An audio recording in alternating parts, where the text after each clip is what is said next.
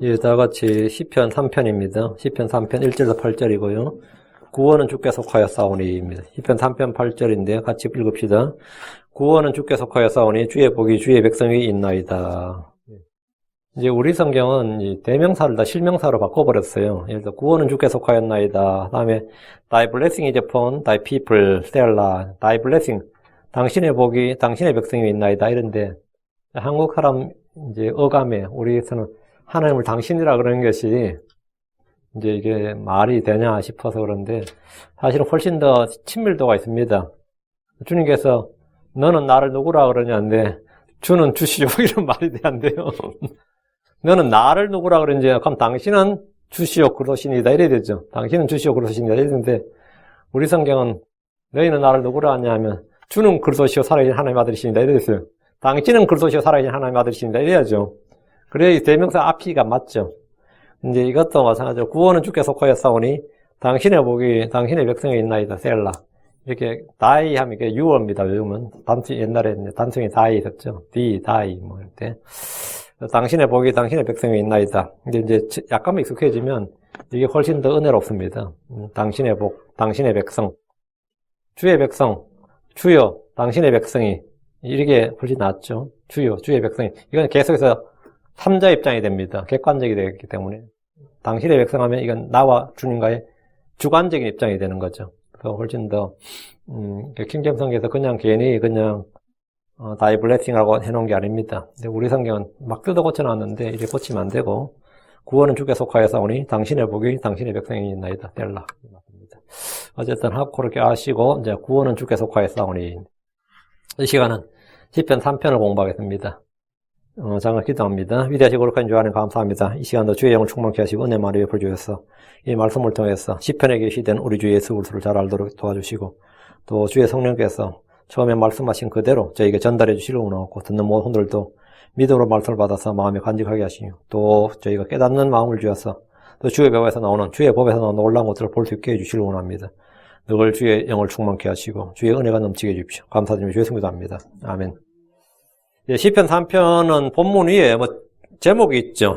1절 위에 뭐가 적혀 있죠. 소제목이 있다고요. 다윗이 자기 아들 압살롬을 피해 도망할 때 지은 시.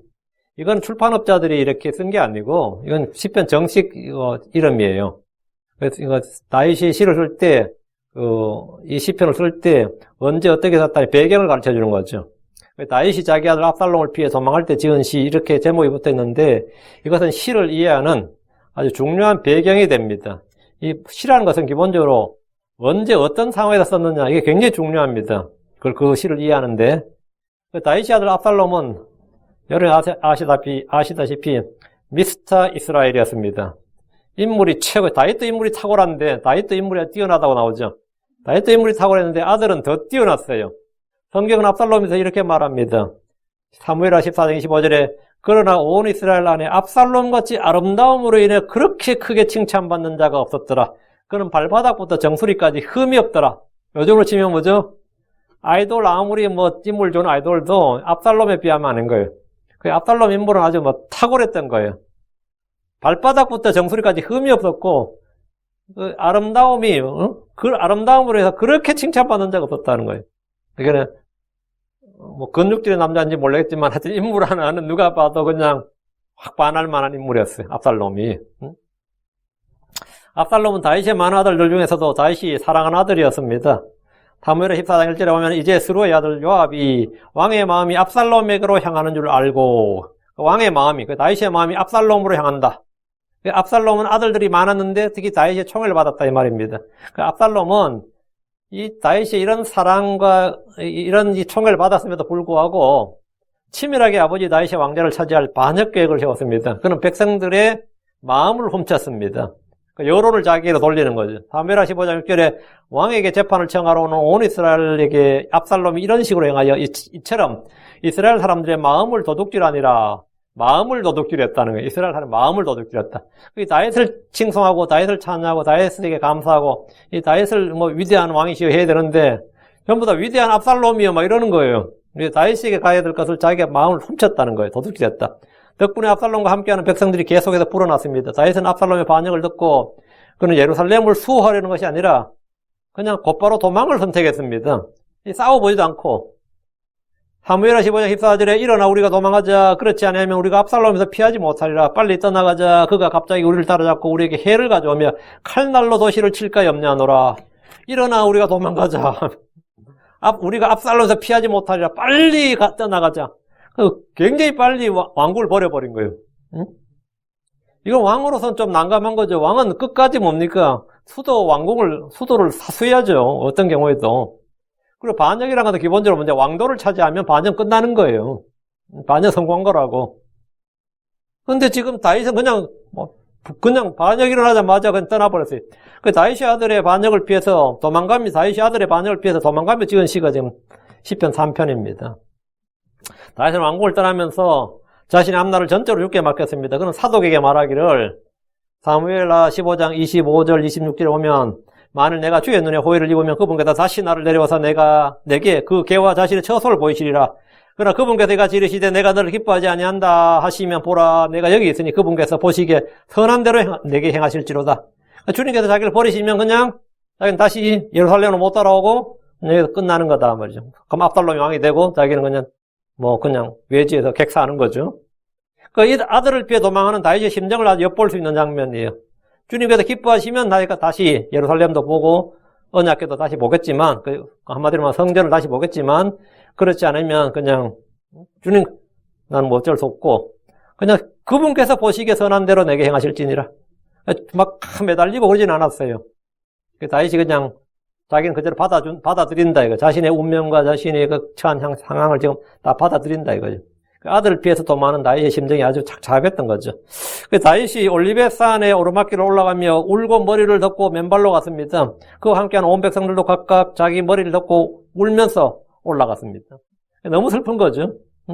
반역자가 남도 아니고 하필이면 아들이란 말이지. 그는 고통 중에 울었습니다. 뿐만 아니라 그는 큰 위험 속에 있었습니다. 대적자는 아들이었고 지금까지 자신을 따르던 백성들이었습니다. 대적자들의 수는 많았고 그들의 힘은 강했습니다.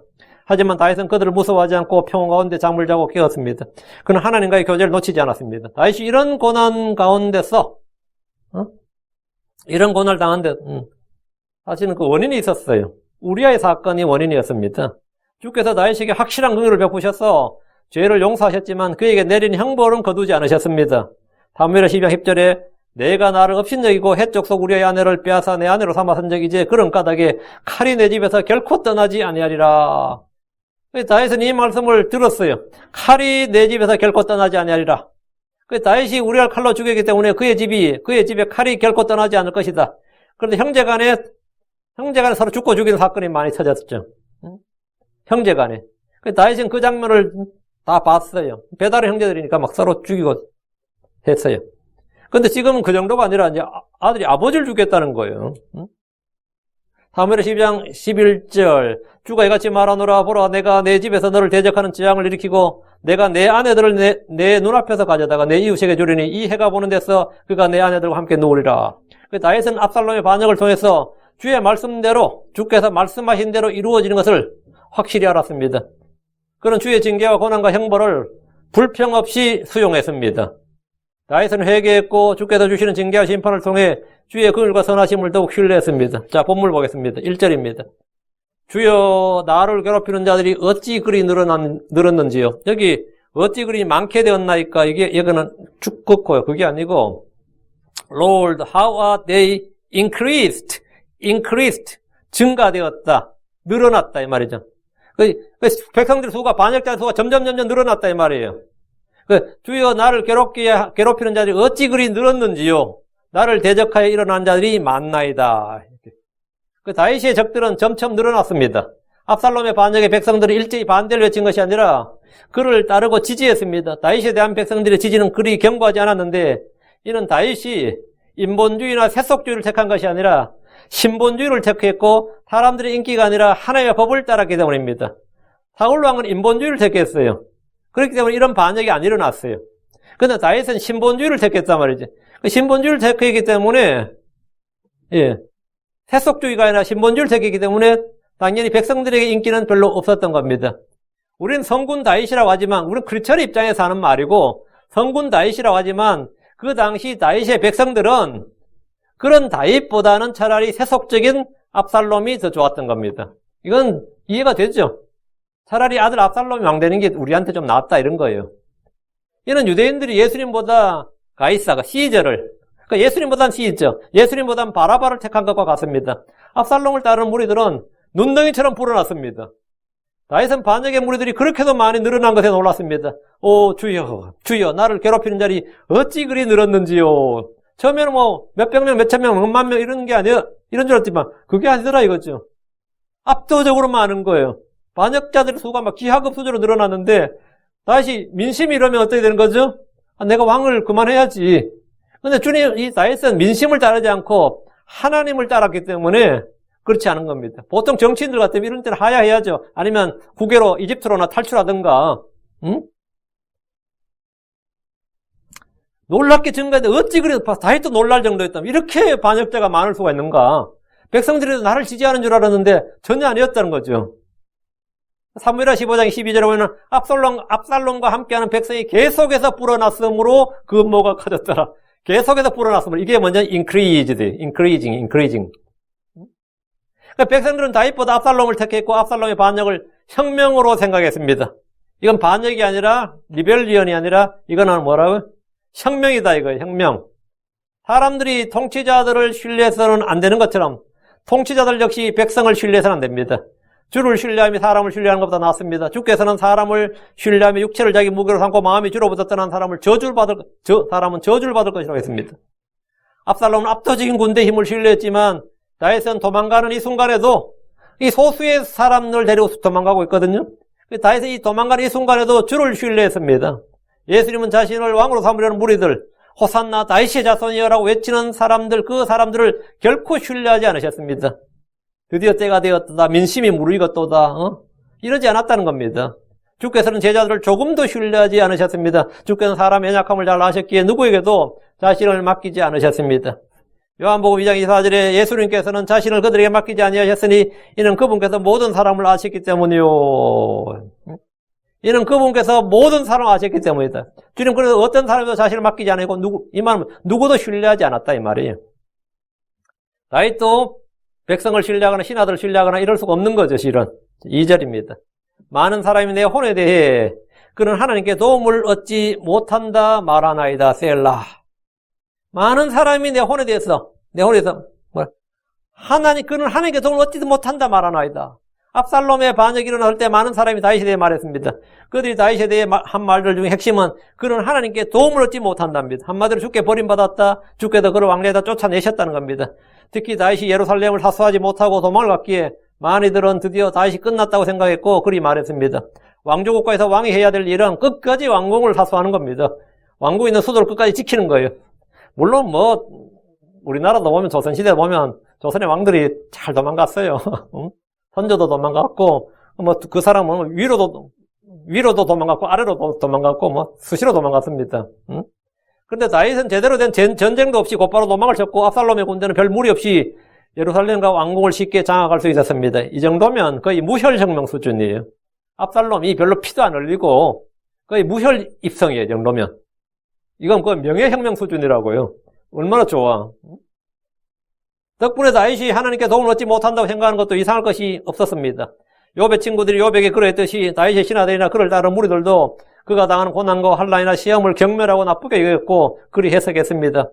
교회 신자들도 목사에게 닥친 어려움이 있을 때 함께 아파하고 슬퍼하며 기도하는 사람들도 있겠지만 그 교회 끝났다, 그 목사 끝났다, 하나님의 촛대를 옮기셨다 하면서 그렇게 씹어대고 조롱하고 욕하는 이들이 훨씬 더 많습니다.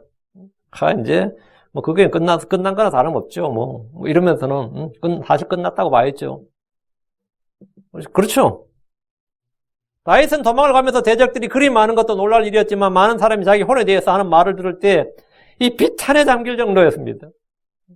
사람들이 하나님 쏟아내는 말을 안 들으면 좋겠지만 들려온단 말이지. 들려오는데 그는 하나님께 도움을 얻지 못한다. 아마 하나님께 벌 받았다, 정죄 받았다, 저주 받았다, 이런 거잖아요. 응? 꽃이다 그러고 그런 거지. 그는 하나님께 도움을 얻지 못한다. 이 말은 그가 하나님 심판을 받았다. 하나님께 버림받았다. 하나님도 다윗을 도울 수는 없다. 이런 그런 말입니다. 이것은 십자가 위에서 못 박힌 예수 그리스도를 보면서 유대인들이 한 말입니다. 이것은 예루살렘을 침략한 랍사게가 히스기야에게 한 말입니다. 랍사게는 유대인들에게 이사야 36장 15절에 주께서 반드시 우리를 건지실 터인즉 이 도시가 아스시리아 왕의 손에 넘어가지 아니하리라 하면서 너희로 하여금 주를 신뢰하게 하지 못하도록 하라. 이 랍사게 하는 말이 이거예요. 주께서 반드시 우리를 건지실 터인즉 뭐 이런 소리, 이런 생각은 꿈도 꾸지 마라 이거예요. 랍사게는 주 하나님을 멸시하고 모독했고 그분의 도움이 있다고 해도 사실 아시리아 왕 앞에는 아무 소용도 없을 것이다 이렇게 외쳤습니다. 이스라엘을 대적하는 나라들은 그들을 공격하면서 너희들이 그렇게 뭐 택함받은 민족이니 하나님 어쩌 하는데 하나님이 너희를 두고 보자 이럽니다. 자, 2절에 셀라란 말이 나오죠. 시편 3편에 지금 셀라가 몇 번 나오는데 셀라 이 말이 나오는데 셀라란 말은 시편에서 에브리원 71번 나오고 하박국에서 3구절 나옵니다. 그래서 총 74번 나오는데 모두 노랫말에 나오는 말입니다. 그래서 셀라는 음악 용어로 규정을 합니다. 셀라는 뜻은 포우즈, 멈추다라는 뜻으로 노래를 멈출 때 성가대가 연주하라는 표시다 이겁니다. 셀라란 말은 성경의 모든 구절에서 주의 재림을 보여줍니다. 여러분이 성경에 셀라 나오면 시편에서 그 구절은 재림의 문맥이에요. 그렇다면 이 구절을 재림의 문맥을 어떻게 적용하냐 이거죠. 근데 이 구절을 재림에 적용하면 굉장히 놀라운 진리를 볼 수 있습니다. 시편 3편 1절, 2절을 주의 재림에 적용하면 다윗은 주 예수 그리스도를, 압살롬은 짐승 적그리스도를 예표합니다. 적그리스도는 땅의 왕들과 민족들을 모아서 전능제 큰 날에 전쟁을 내모는데 어찌 그리 수가 많은지 기병대만 2억이라잖아요.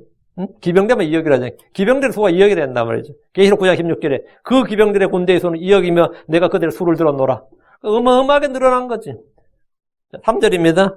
그러나 오 주여 당신은 나의 방패시요 나의 영광이시요 나의 머리를 드시는 분이시나이다. 나이든 도망치는 중에도 자신을 지키시는 분인 주 하나님을 고백했고 신뢰했습니다. 그는 자신을 위해 싸워줄 사람들이나 군대를 신뢰하지 않았습니다. 어떤 통치자는 정권을 지키기 위해서 외국 군대를 부르기도 합니다. 이번에도 카자흐스탄 그래서 내란이 일어났는데 그 카자흐스탄 대통령이 러시아 군대를 불러들인 거예요. 러시아 군대를 불러들여서 자국민을 진압해버렸는데, 이건 시리아도 그랬었죠. 외국 군대를 불러들여서 자국민을 해버린 거예요. 이런 내전이 일어나는 거죠. 한국도 조선 고종 황제, 명성황후라 그러죠. 우리 민비라 그러는데 명성황후는 동학 농민운동이 일어나니까 이들은 자신의 그 정권을 지키기 위해서 기꺼이 외세 청나라를 불러들였습니다. 청나라를 불러들이니까 일본도 같이 들어온 거예요. 다윗은 그런 어리석은 짓을 하지 않았습니다. 다윗은 3절에 그러나 오 주여 당신은 나의 방패시요 나의 영광이시요 나의 머리를 드시는 분이시니다 하면서 그분을 믿고 찬양했습니다. 다윗은 남들이 뭐라고 하든지 간에 지금 압살롬의 군대가 어떻고 백성들이 어떻고 상관없이 이 환경에 관계없이 지금 사정이나 처지에 관계없이 주께서 나의 방패라고 합니다. 주님이 날 지켜주시고 주님 나의 방패시면 나는 사는 거 안전한 거고 주님 날 지켜주시지 않으면 뭐라고? 나는 그냥 죽는 거고 왕국에서 죽어요. 경호원을 수두룩한데도 죽는다고.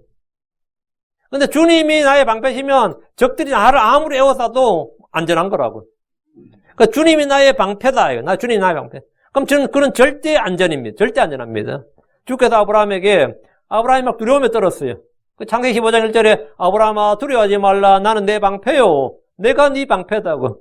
내가 네 방패다고. 하나님은 이스라엘에게 신명기 33장 29절에 오 주께서 구원하신 백성이여 누가 너와 같으리요 그분은 너를 돕는 방패시요 내 뛰어나며 칼이시로다. 그분은 너를 돕는 방패시요 내 뛰어나며 칼이다. 방패는 수비죠. 칼은 공격이죠. 주께서 방패가 되시면 적들의 공격에 두려워할 필요가 없고 해를 당할 이유가 없죠. 주께서 칼이시면 승리자가 되고 정복자가 됩니다. 지금 다윗에게 현실은 지금 도망자지. 지금 울면서 도망치고 있다고. 그것도 맨발로. 그러나 그는 두려움이 없습니다. 안전은 주에게 속이기 때문입니다. 성경은 잠언 29장 15절에 사람을 두려워하면 올무에 걸리려니만 누구든지 주를 신뢰하는 자는 안전하리라. 사람을 두려워하면. 그러니까 압살롬을 두려워할 것도 없고 아히도벨을 두려워할 것도 없고 사람을 두려워하면 올무에 걸리려니와 누구든지 주를 신뢰하는 자는 안전하리라. 그게 다윗이 지금 도망자 신세에서 지금 주를 신뢰하고 있다는 거죠.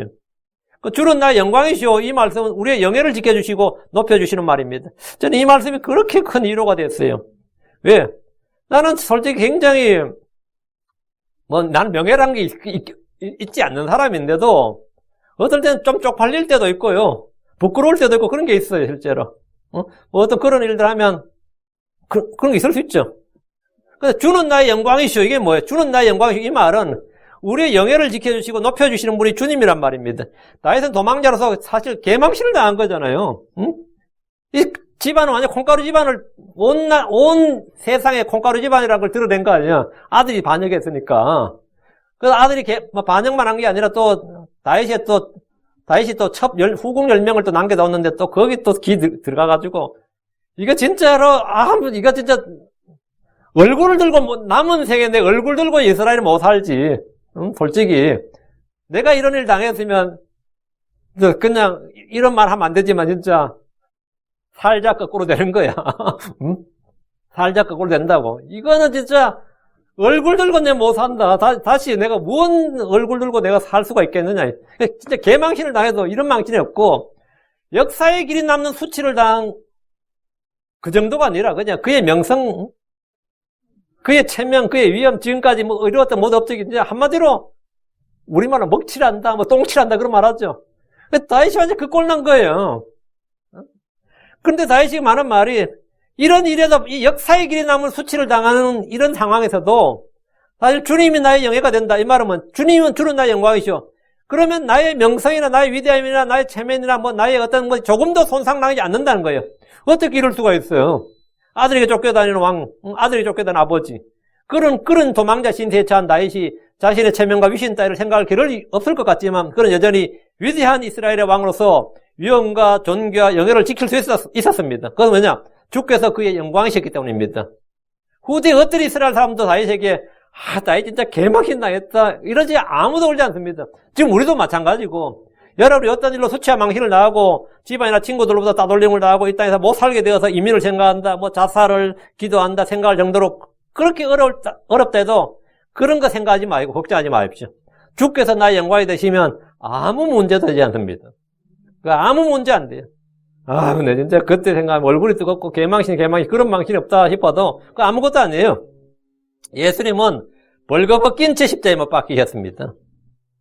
여러분 십자가 그림이나 십자가 형상 보면 전부 다 몸에 그 천 하나 둘러 있는 거 있지만 그거는 그냥 성화의 그림을 그려놓은 거고 십자가형이란 것은 네이키드예요. 벌거벗긴 채 십자가에 못 박히셨다고. 망신도 그런 개망신이 없죠. 그러다 손은 쭉 벌려가지고 이렇게 십자가형이네 그렇잖아요. 무언 망신도 이렇게 수치를 줄 수 없는 거지. 사람 죽일 때 죽이더라도. 그러나 예수님은 그런 수치와 멸시를 예수님은 그런 수치와 멸시를 우리가 생각할 사람 없습니다. 아무도 없어요. 다윗은 정치적으로나 사회적으로나 집안적으로나 교육적으로나 매장당할 그런 죄를 사실 지었습니다. 누가 생각해도 그런 파렴치범이지. 어떤 목사가 다윗처럼 했다 그래 봐요. 우리 아들랑. 목사한테 취소한다 그러고 난리도 아니겠지. 취소해야 된다, 감옥 집어넣어야 된다, 매장해야 된다, 별소리 다 하겠지.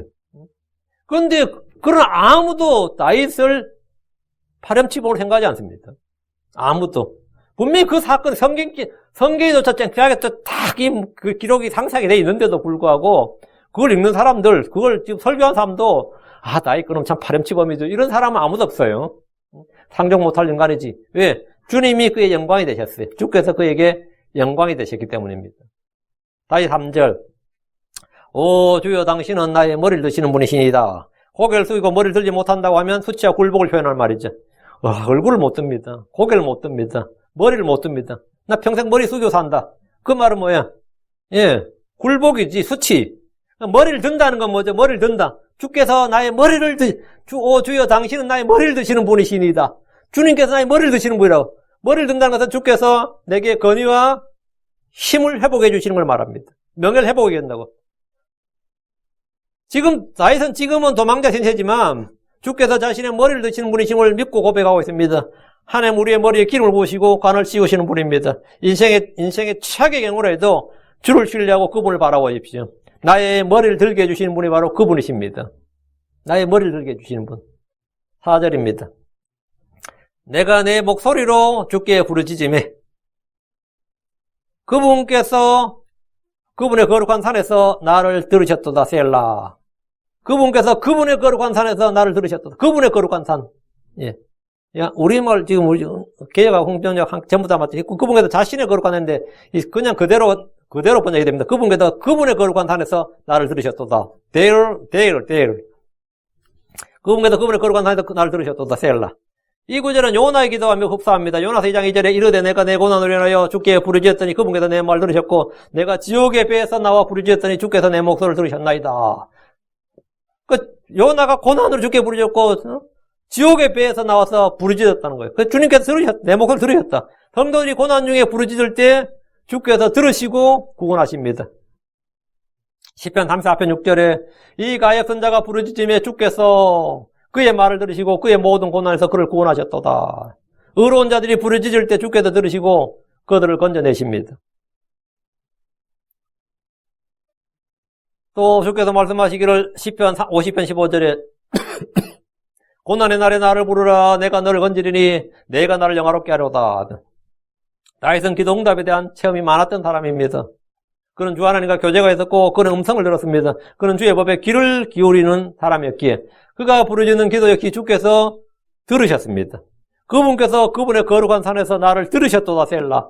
그분께서 그분의 거룩한 산에서 그분의 거룩한 산 성전산입니다. 나를 들으셨도다. 주의 거룩한 산은 언약궤가 있는 예루살렘의 성전산을 말합니다. 주의 거룩한 산이라고 하면 언제나 성전산입니다. 주께서 들으시는 기도가 있고 듣지 않으시는 기도가 있습니다. 주께서 내 말을 들으시고 내 울음소리를 들으시고 내 간구를 들으시고 겸손한 자의 소원을 들으시며 부르짖음을 들으십니다. 시편 66편 19절에 그러나 하나님께서 참으로 내 말을 들으셨으며 내 기도 소리에 주의를 기울이셨도다. 자, 어떻게 알아요? 주님이 내 말을 들으셨는지 내 기도에 주의를 기울이셨는지 어떻게 하냐고. 근데 다윗은 대놓고 그러잖아요. 주께서 내 음성을 들으셨도다. 내 말을 들으셨도다. 내 부르짖음을 들으셨도다. 참으로 내 말을 들으셨으며 내 기도 소리에 주의를 기울이셨도다. 이러잖아요. 다윗이 이거 내피셜이 아니란 말이지. 혼자 이렇게 하는 말은 아닐 거 아니에요. 이것은 주께서 자신을 믿는 성도들이 주신 약속입니다. 우리는 기도하라는 명령을 받았습니다. 다윗은 주께서 자신의 말, 부르짖음, 음성, 간구를 들으신다는 사실을 잘 알았고 믿었습니다. 시편 116편 1절에 주께서 내 음성과 내 간구를 들으셨으므로 내가 그분을 사랑하는도다. 주께서 내 음성과 내 간구를 들으셨으므로 내가 그분을 사랑한도다. 우리 주께서 자신의 이름으로 구하라고 하시면서 주의 이름으로 무엇을 구하든지 내가 그것을 행하려고 하셨습니다. 주의 이름으로 구하는 것은 무엇이든지 아버지께서 주실 것이라고 말씀하셨습니다. 다윗은 지금 고난 중에 있었지만 그는 주께 부르짖었습니다. 그런데 그게 끝이 아닙니다. 그분께서 그분의 거룩한 산에서 나를 들으셨도다. 셀라. 이렇게 말합니다. 그는 기도하면서 주께서 자기를 들으신 줄 이미 알고 있었습니다. 그런데 사실 많이들이 기도하지만 주께서 그것을 들으셨는지 그 기도한 것이 이루어질 것인지 잘 알지 못하고 확신하지 못합니다. 우리는 구하는 즉시 받는 줄로 믿어야 됩니다.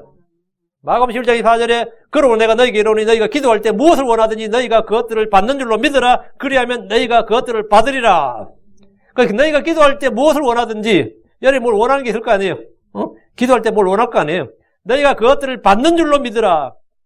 받는 줄로 믿으라. 그리하면 너희가 그것들을 받으리라. 다윗의 기도는 늘 이런 기도였단 말이죠. 그러니까 주님이 들으신 줄 내가 아나이다. 뭐 이런 게 되는 거죠. 주께 구할 때는 받는 줄도 믿어야 됩니다. 믿음으로 구하고 흔들리지 말아야 됩니다. 야고보서 1장 6절 7절에 그러나 그는 믿음으로 구하고 조금도 흔들리지 말지니라. 흔들린 자는 마치 바람에 빌려 요동하는 바닷물결 같나니 그 사람 자기가 무엇을 주께 받을 줄로 생각하지 말라 합니다. 믿고 기도할 때 무엇을 구하든지 모든 걸 다 받습니다. 너희가 믿고 기도할 때 무엇을 구하든지 모든 것을 받으리라 하시니라. 이게 우리 주님의 말씀이에요. 너희가 믿고 기도할 때에 뭘 믿어요? 주의 약속, 주의 말씀을 믿고 기도할 때 너희가 기도할 때 무엇을 원하는지 너희가 그것을 받는 줄로 믿을 때 말이죠. 그렇게 기도할 때 무엇을 구하든지 모든 걸 받으리라 하시니라. 오늘 한번 트라이 해보세요. 몇 가지 한번 정해놓고 한번 트라이 해봐요. 모든 걸 받으리라 하시니라. 5절입니다. 내가 누워 잠을 잡고 또 깨었도다. 이는 주께서 나를 떠받쳐 주셨습니다. 다윗이 도망자 신세인데 어떻단 거예요? 내가 누워 잠을 잡고 또 깨어났도다. 내가 이만 다해서 피난길에서 누워 잠을 잡고 또 깼습니다. 이 말은 잠을 이루지 못하는 그런 불안이나 두려움이나 불면의 증세가 전혀 없이 마음이 평안했다는 사실을 말해줍니다. 주께서는 자신이 사랑하시는 자에게 잠을 주십니다. 시편 127편 2절에 이처럼 그분께서 자신이 사랑하는 자에게 잠을 주시는도다. 잠을 달게 자는 것은 하나님의 은혜요 복입니다. 불면증을 앓는 사람들은 잠의 소중함을 너무나 잘 알 겁니다. 많은 사람들이 불안, 불면, 수면 장애가 얼마나 많이 몰라요. 잠은 식욕과 마찬가지로 사람이 가장 크고 강한 욕구 중에 하나입니다. 잠을 자지 못하면 집중력이 떨어지고 몸의 호르몬이나 몸의 모든 부분에 문제가 생깁니다. 사도 베드로는 헤롯에게 잡혀 두 사슬에 묶인 채 뭐 했을 것 같아요? 잠을 잤습니다. 이 사슬에 묶여서 두 사람 사이에서 잠을 잤다고. 다윗이 늘 잠을 잘 잤던 것은 아닙니다. 그도 잠을 자지 못한 적이 있습니다. 시편 6편 6절 보면 내가 신음함으로 피곤하며 밤새도록 내 잠자리를 띄우고 눈물로 내 침상을 적시나이다. 내 잠자리를 띄우고, 잠자리를 어떻게 띄우죠? 이 잠자리가 베드인데 내 침대를 띄우고, 이게 우리 성경에 잠자리를 띄운다 할 때 make my bed swim이에요. 그 make my bed swim 할 때 나의 침대를 swim, 헤엄치게 했다 해서 띄운다는 플로링인가? 근데 이게 그 말이 아니고 밤새도록 내 잠자리를 띄우고 할 때 띄운, 이건 이 make my bed swim 할 때 swim은 물에 담그는 겁니다. 우리가 옷을 빨 때 옷을 물에 잠그죠. 이렇게 김치 담을 때 배추를 소금물에 담그죠. 그게 내가 내 잠자리를, 내 침대를 담그고, 이 말에 담그고, 눈물로 내 침상을 적시나이다. 이 적시나이다는 이제 워러예요. 예. 여 침상 카우치고, wet, water, my couch, wet. 이럴 겁니다. 밤새도록 내 잠자리를 뭘로? 눈물로 담궜다. 눈물로 담그고 가니까 이상가? 눈물로 잠그고도 락 하는 느낌이 들어서 우리말로 오는데, 잠근다면, 물에 잠긴다 했죠. 잠근다는 말입니다. 띄우고란 말은 이건 말이 안 되고, 이거는 우리말도 안 되고 무슨 말인지 모를 겁니다.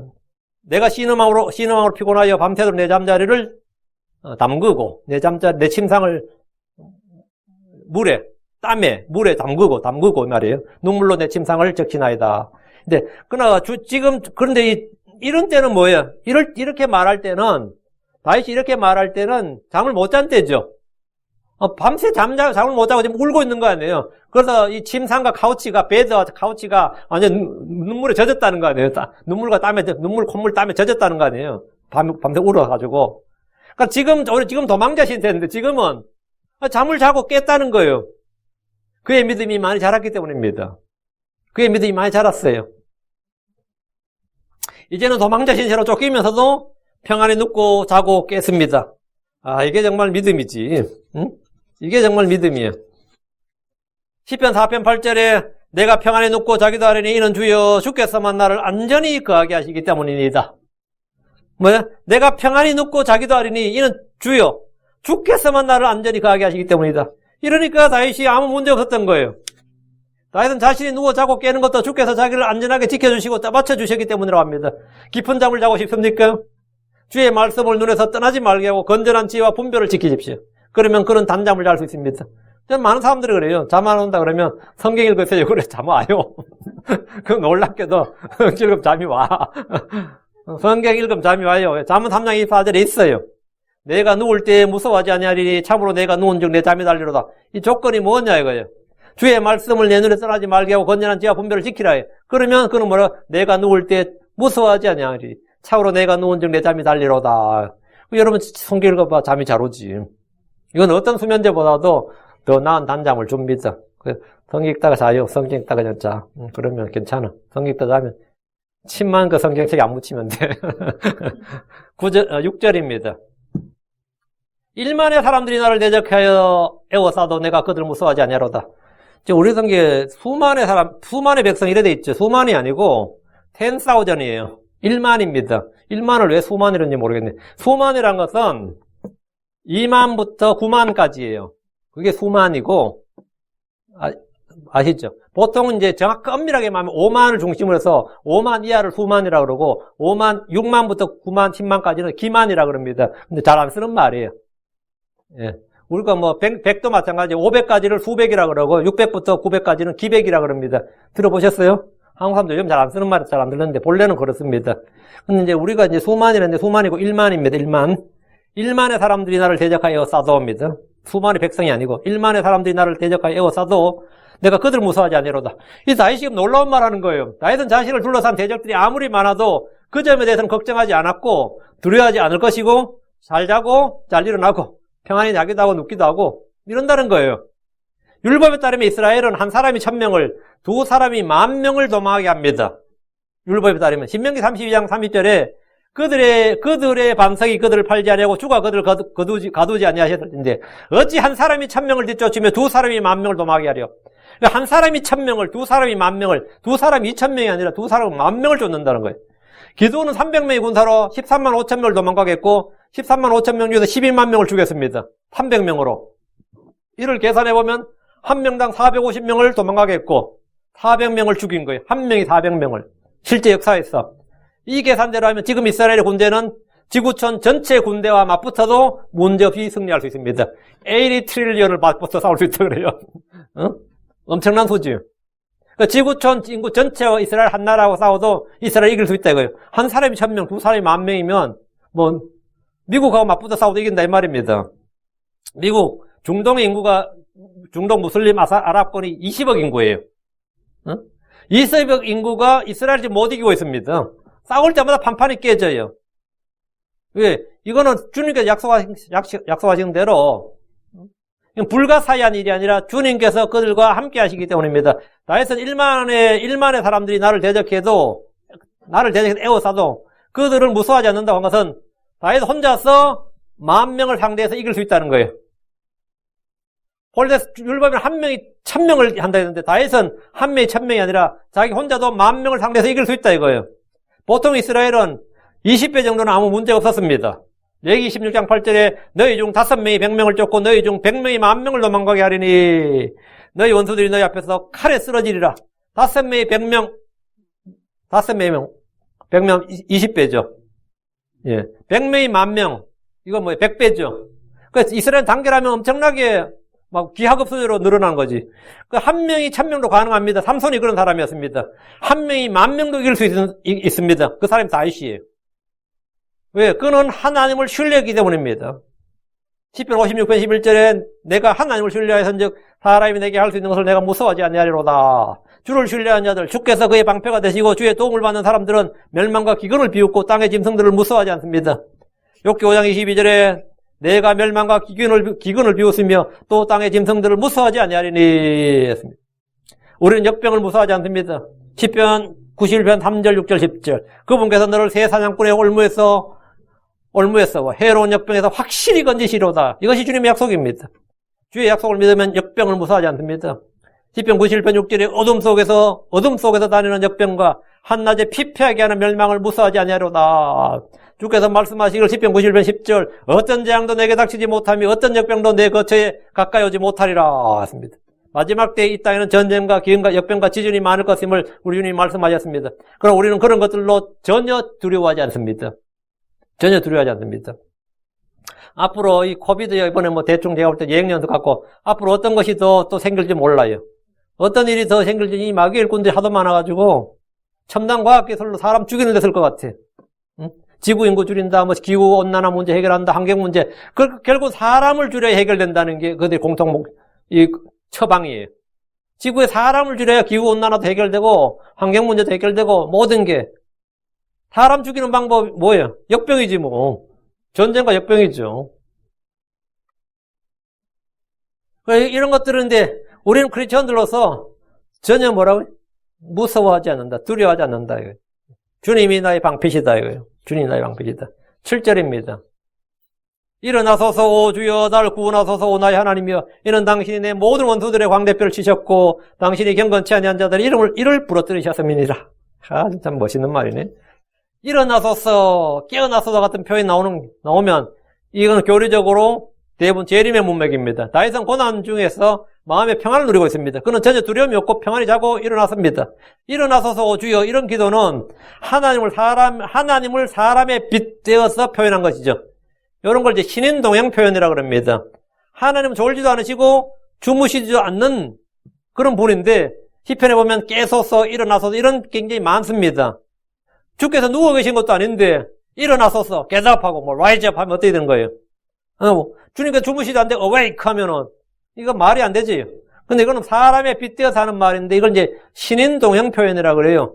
사람이 일을 하려면 뭐 해야 되죠? 그냥 앉아서 뭉기대고 말이야 들어 누워서 뒹굴고 있으면 그 일을 할 수가 없잖아요. 그럼 뭐라 그래요? 일어나 그러죠. 기상하죠. 기립 기상하죠. 사람이 일을 하려면 일어나야 됩니다. 군대에서도 병사들이 누워있거나 앉아있으면 상관이 뭐랍니까? 지자가 저는 일동 기립, 일동 기상 그래요. 누워있을 때도 기상하면 전부 다 벌떡 일어나야 됩니다. 일어나란 말입니다. 주께서 자신을 위해서 일해주시고 싸워주시길 구할 때 일어나서서 오 주여라고 하는데 신약의 성도들은 좀처럼 이런 기도를 하지 않습니다. 신약의 크리스천들이 일어나서서 오 주여 하든지 뭐 주님 깨어나서서 이런 기도 잘 안 한다고. 지금 주께서는 하나님 왕좌 오른편에 앉아 계십니다. 그분께서 일어나서서 그분께 우리가 일어나서서 오 주여라고 기도하면 그것은 속히 이 땅에 재림하라는 기도입니다. 우리가 주님 일어나소서 하고 우리가 기도하면 그 주님 빨리 이 땅에 오시옵소서 재림하시옵소서 이 말입니다. 우리를 데려가 달라는 말이죠. 다시 7절. 오 나의 하나님이여 이는 당신이 내 모든 원수들의 광대뼈를 치셨고 오 나의 하나님이여 이는 당신이 내 모든 원수들의 광대뼈를 치셨다. 광대뼈 친다는 게 뭐죠? 우리말로 하면 귀샤대기 때린다 이 말입니다. 샤대기 때린다, 뺨을 때린다 이거예요. 이 역시 신인동형의 표현으로 광대뼈를 친다는 것은 얼굴에 따귀를 때린다, 뺨을 때린다는 말입니다. 저는 어릴 때 어른들이나 선생님들에게 얼굴 맞은 게 굉장히 많습니다. 여러분도 그래요? 여기 미국에서 자라면 뭐 선생한테 얼굴 맞을 일은 거의 없지 않나? 우리는 얼마나 맞은지 몰라. 그때마다 우리 학교에 군사 문화가 팽배했어요. 선생이 선생이 아니라 군인이야.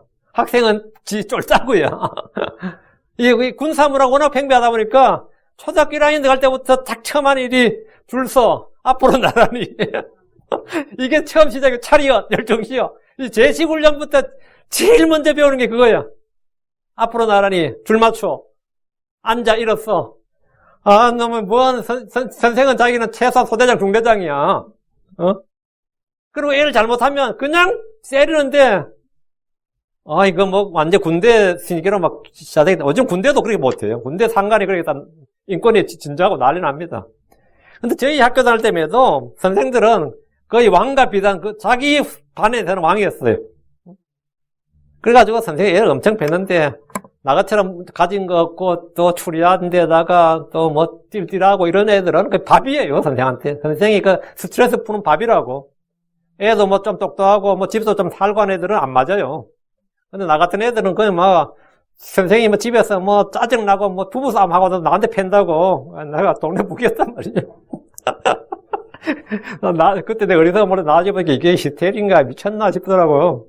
근데 우리 학교에 선생님들이 일기일서 오라네. 제가 일기에 걸었어요. 우리 선생님이 미쳤나 보다. 부부싸움 했나 보다. 이거 그때 그 다음부터 안 때리더라고. 와장창 때리라 부수라 했나 보다. 이렇게 썼거든요.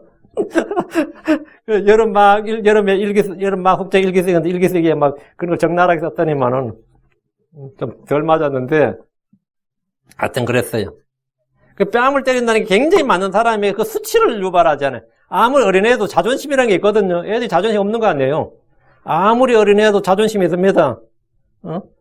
근데 성경에 보면 뺨을 때리고 맞는 일이 나와요. 시드기야는 대언자 미가의 뺨을 때리면서 열왕기상 22장 24절에 주의 영께서 나를 떠나 어느 길로 가서 내게 말씀하시더냐 하면서 귀샤대기를 때린 거예요. 이거 황당한 거지. 시드기야가 거짓 대언자예요. 자기는 악한 영이 열렸어.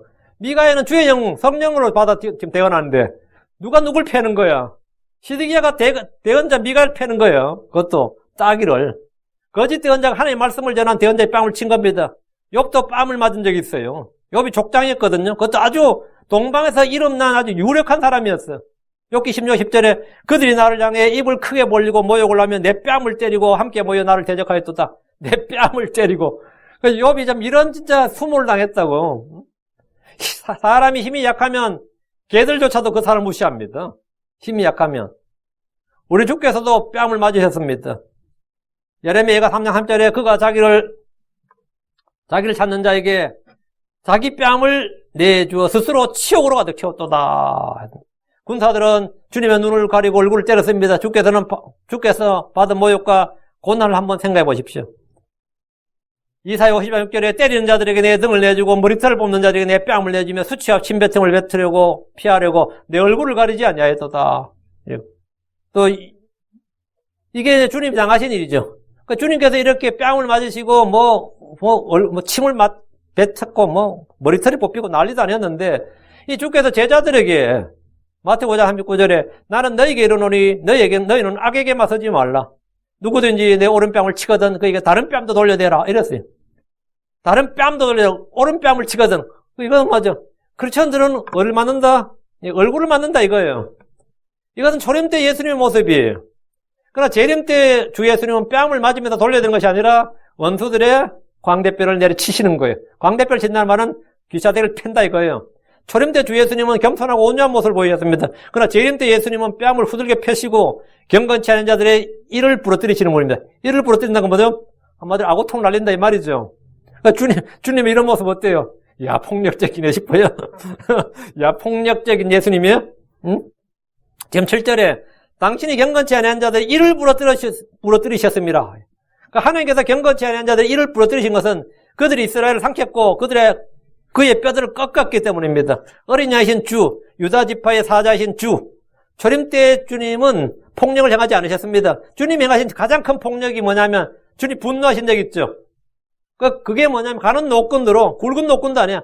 가는 노끈으로 채찍을 만들어서 양과 소와 함께 그들을 성전에서 내쫓으시고 돈 바꾼 자, 환전상들, 돈 바꾼 자들의 돈을 쏟으시고 상을 높이시는 정도. 그 정도가 주님이 행하신 가장 큰 폭력이었습니다. 재림의 주 예수님은 어떤 것 같아요? 가는 노끈 아닙니다. 철장으로 토기장의 그릇들을 산산적 부수시듯이 그렇게 폭력을 행사하시고 이빨을 부러뜨리시고 뺨을 치시고 목을 발로 밟으시는 분이에요. 아우 이거 진짜 끔찍한데. 8절입니다. 구원은 주께 속하여 싸우니 당신의 복이 당신의 백성에 있나이다. 세엘라. 구원은 주께 속하였다는 것은 구원은 주에게서 온다. 구원은 하나님께 있다 이 말입니다. 예레미야 3장 3절에 작은 산들과 수많은 산들로부터 구원을 바라는 것은 진실로 된 일이니 작은 산들과 수많은 산들로부터 구원을 바란다. 거기 뭐예요? 산당들이 있죠. 산들에는 산당들. 그 산당들 찾아보면서 아무리 구원을 바라면 소용없고 진실로 된 일이니 이스라엘의 구원은 진실로 주 우리 하나님에게 있나이다. 예. 하늘과 땅을 만드신 바로 우리 하나님에게 있다고요. 구원은 우리 주 하나님께 있습니다. 구원이 주께 속했다는 것은 구원은 주에게 달려있다. 구원은 주의 것이라 이 말입니다. 이스라엘의 구원이든 나 자신의 구원이든 구원은 다 주께 속한 겁니다. 죄에서 구원이든 질병에서 구원이든 고난에서 구원이든 전쟁에서 구원이든 모든 구원은 다 주께 있습니다. 구약 성도들은 주로 질병, 칼, 전쟁, 기근, 포로됨과 같은 육체의 구원을 기도했습니다. 신약에서 크리스천들은 주로 죄와 불법, 연약함, 시험, 고난에서 구원을 기도합니다. 우리의 구원자신 예수로서는 모든 것에서 우리를 구원하실 수 있습니다. 심지어 우리의 각가지 스트레스에서도 우리를 구원하실 수 있어요. 여러분이 너무나 스트레스를 받고 완전 디프레션이 빠졌다. 그럼 주님 나를 좀 구원해 주시옵소서. 그거 할 수 있어요. 주님 우리를 구원하시면 구원은 주께 속했다고. 구원은 주께 속했다고.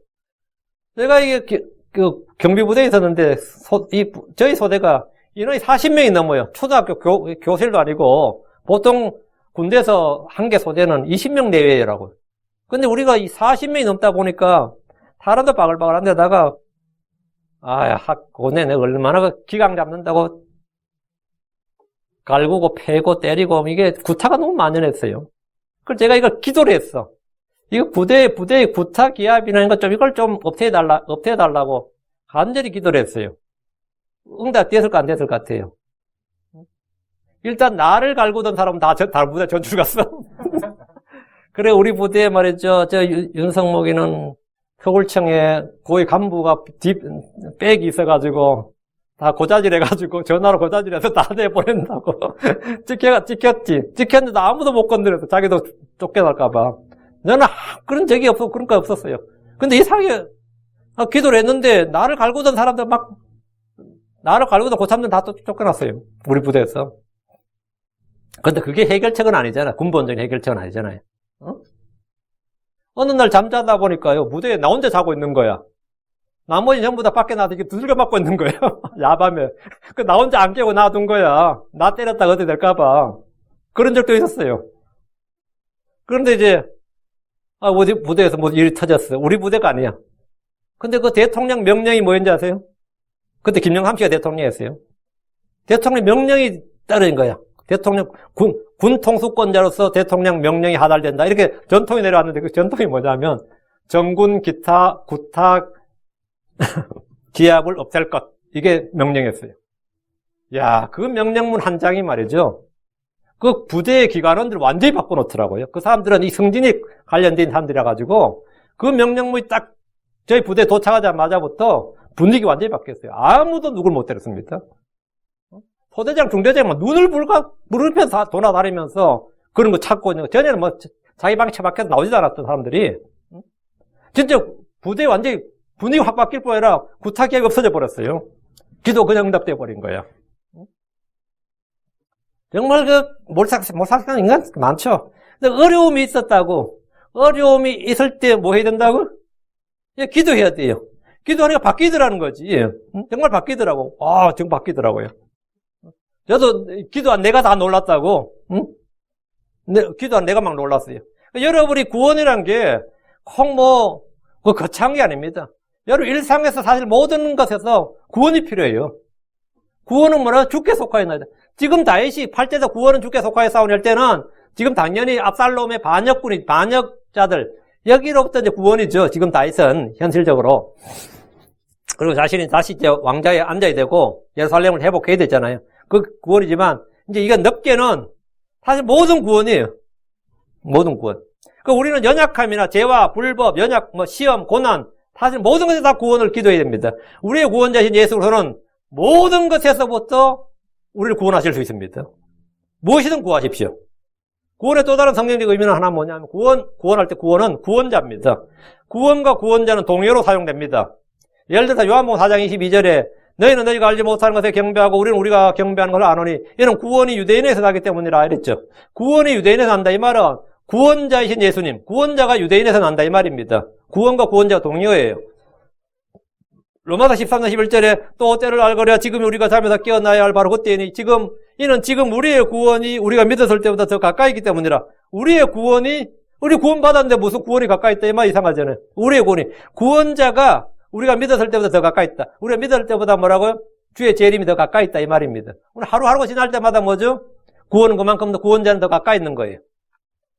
구원은 구원자라는 뜻이다 이 말입니다. 주께서 삭개오의 집에 들어가셔서 이날 구원이 이 집에 이르렀도다 이렇게 말씀하셨습니다.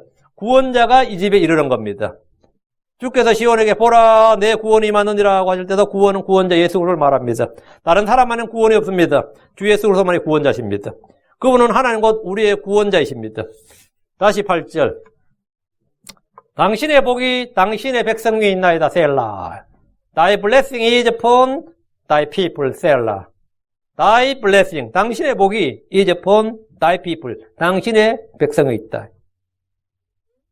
우리말 성경은 직역을 포병하면서도 개역 성경을 따라서 주의 복이 주의 백성 위에 있나이다 이렇게 번역했는데 본문의 단어를 바꾸지 말고 있는 그대로 살려야 됩니다. 주께서는 첫사람 아담에게 복을 주셨고 노아에게 복을 주셨듯이 아브라함, 이삭, 야곱에게 복을 주셨고 이스라엘 백성에게 복을 주셨습니다. 구약에서 주의 백성은 이스라엘입니다. 당신의 백성은 이스라엘이에요. 신약에서 그분의 백성은 누구죠? 크리스천들입니다. 하나님 우리에게 복을 주시기 위해서 주 예수 그리스도를 보내셨습니다. 땅의 모든 족속은 아브라함의 씨이신 예수 그리스도 안에서 복을 받습니다.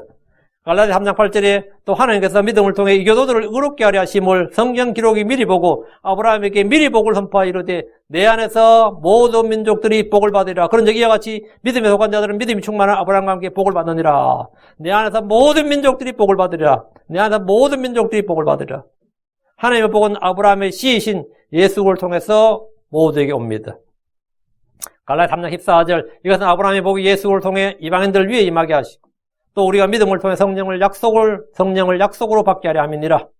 하나님은 그리스도 안에서 하늘의 첫 소들에 있는 모든 영적인 복으로 우리에게 복을 주셨습니다. 그래서 당신의 복이 하나님의 복이 당신의 백성 하나님의 백성 위에 있다 이 말입니다. 우리에게는 주의 복이 있습니다. 여러분 모두 다 주의 복을 받은 자들입니다. 하늘의 처소들이 모든 영적인 복으로 복을 주님 주셨어요. 복을 받은 자는 복은 새로 얻는 게 아닙니다. 복은 만드는 게 아닙니다. 복은 받는 거예요. 복은 받는 거예요. 하나님 주신 복을 내가 받는 거예요. 주님은 복을 주셨다. 받았느냐 그러면 못 받았습니다. 그러면 받으라 이거예요. 받으라. 받으라는 건 취하는 겁니다. 받으라. 예수를 통해서 우리가 주님이 주신 복을 나는 그냥 받으면 됩니다. 예. 이미 주신 복을 놓친 일이 없길 바랍니다. 잊지 말고, 멸시하지 말고, 주신 복을 잘 받으시기 바랍니다. 그 복을 잘 소유하시길 바라고요. 이제, 오늘은 예, 시편 3편입니다. 지금 시편은 한 편 한 편 하면서 제가 이 본문 구절 한 단 한 단을 다 살펴보고 있습니다. 그냥 해도 되는데, 이왕 하는 김에 시편은 그렇게 150편까지 다 하도록 하겠습니다. 예. 기도합시다. 위대하시고 건조하는 감사합니다. 하나님께서 오늘도 주신 말씀을 선포했습니다. 선포한 모든 말씀들이 성도들이 잘 받아서 믿음과 결합하고 마음에 잘 쌓아둘 수 있게 주시옵소서. 이 말씀을 통해서 주께서 행하신 일들, 또 주께서 저에게 주신 말씀들, 약속들 저희가 잘 기억하고 또 주의 위대하심과 크심을 저희가 잘 알게 하시고 주를 신뢰함이 더욱 넘치게 해 주시기를 원합니다. 주께 소망을 두는 자, 주를 두려워하는 자, 주를 신뢰하는 자는 복이 있다고 하셨고 주님 당신의 백성이, 당신의 복이 당신의 백성이 있다고 하셨사오니 아버지 하나님, 주의 복이 저희 모두에게 넘치게 해 주시옵소서. 이미 그리스도 예수님을 통해서 아브라함의 복이 저에게 임하게 하시고 하늘에 저소들에 있는 모든 영적인 복으로 복을 주셨다고 하셨사오니 주여 이곳에 있는 모든 성도들이 참으로 하늘의 복들로 넘치고 그것들을 간증하고 체험하게 해 주십시오. 감사드리며 주의 성기도합니다. 아멘.